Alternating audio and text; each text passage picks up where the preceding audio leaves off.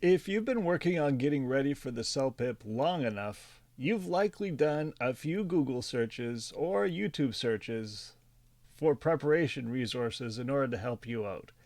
On your searches, have you ever come across sites or YouTube videos offering you templates? I'm sure you have. I did a quick search on Google and found over 50,000 results pointing towards speaking skills templates alone. 50,000.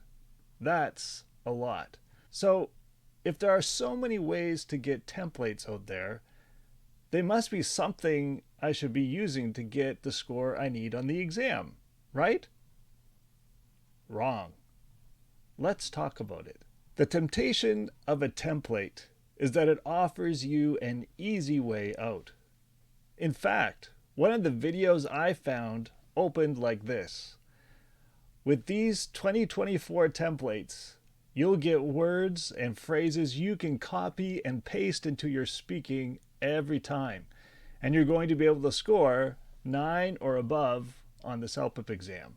Now, that sounds mighty attractive, doesn't it? Imagine a copy and paste solution. Just copy and paste the answers into your speaking, which I guess means that you just need to memorize them, and you'll get the results that you need. And that just might be what you're looking for right now, an easy way to score well on the CELPIP. That might be what you're looking for. But is it what the CELPIP is looking for? According to CELPIP.ca, test raters are looking for answers that are original, unassisted, and spontaneous. Original answers are answers that you have created all by yourself and aren't based on anyone else's ideas. Unassisted means you didn't get any kind of help to give the response you gave. It was 100% by you. And spontaneous means you came up with 100% of that response in the moment you were presented with that question. Original, unassisted, and spontaneous. Using a templated response is the exact opposite of an original, unassisted, and spontaneous response. It's someone else's. And using a template response leaves you open to two major risks. The first one is the word void. Have you ever seen the word void before? The most common place for you to see it is on a check. If someone writes the word void across a check, it means that that check is no longer useful. You can't use it to perform a transaction. You can't go to the bank and cash it. You can't go to a store and use it. It has been canceled. That's what void means. It's no longer useful. And if you use a templated response on the CELPIP, you run the risk of having your answer get canceled. If thousands of others are using the same answer, which could very likely happen if you take a template from the internet somewhere, if thousands of other people found that exact same template and they are using it as well, you have a high risk or a high chance of having your response flagged and your scores canceled, which could be a huge setback for you. The second big risk that you face if you use a templated answer is that you risk hurting yourself.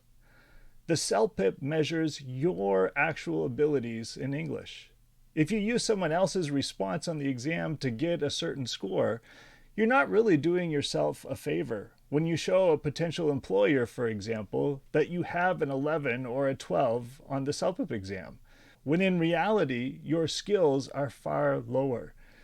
It will only be a matter of time before they notice your score wasn't accurate, and you'll not get the job you were hoping for or needing. Or worse, you could end up not succeeding at that job and losing it, all because your language level wasn't as high as you said it was. Okay, so templates aren't a good idea, but here's what you should do. Number one, focus on learning useful words and phrases to help you express your ideas. It's okay, for example, to memorize the most common transition words that help native English speakers transition from one idea to another one. This is not memorizing a complete response to an answer, which is what a template offers to help you to do. Memorizing useful phrases like first of all, secondly, and finally, for example, is a good thing to do because they are commonly used transition words and phrases. But here's the thing. In order for them to be effective, you still need to add your own ideas to create a complete response, which is what the CELPIP test raters are looking for. Would you like to get your hands on a free list of 39 of some of the most common transition words and phrases for when you are wanting to move from one idea to another one? This list, by the way, will help you both with your writing and your speaking skills. And they are only a list. You won't find complete sentences with them being used. That's for you to create. If you'd like to grab your list, just go to celpipsuccess.com/resources. It's totally free. All you need to do is sign up, and then you can download that list. Let's go on to idea number 2. Listen to the English that's happening all around you, and then steal it. If you're already living in Canada, you are literally surrounded by English all the time. This is the perfect place for you to pick up new ways to express your ideas. Here's what you should be doing the next time you are around a group of people speaking English. Listen carefully. You'll likely hear someone express something in a way that you've never heard before, or in a way that sounds really interesting or fascinating or curious to you. As soon as you hear it, steal it. Try to make a mental note of what they said, and then you go and try to use the same expression or the same word. Your little kids do this all the time when they're learning their first language. They hear someone say something that they think is really cool, or the way that they said it sounded really interesting, and then they copy it and try to use it themselves. That's how we grow our language skills. And this is still different from a template. You're not memorizing a complete answer to a question.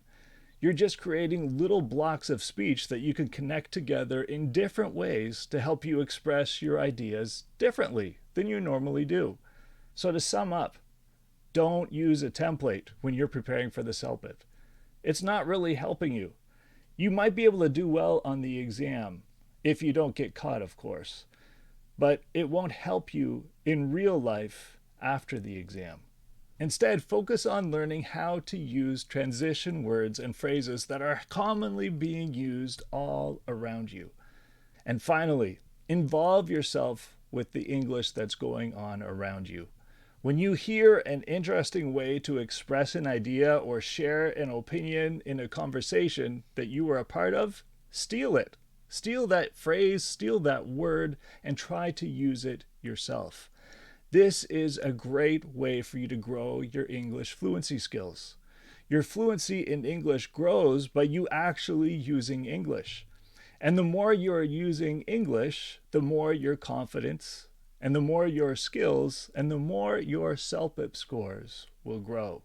Thank you for listening to this week's episode, and I will see you again next Tuesday. And don't forget, if you haven't already, you can grab your list of 39 of some of the most common transitional words and phrases that you can use in your speech or when you are writing. To get yours, just go to celpipsuccess.com/resources.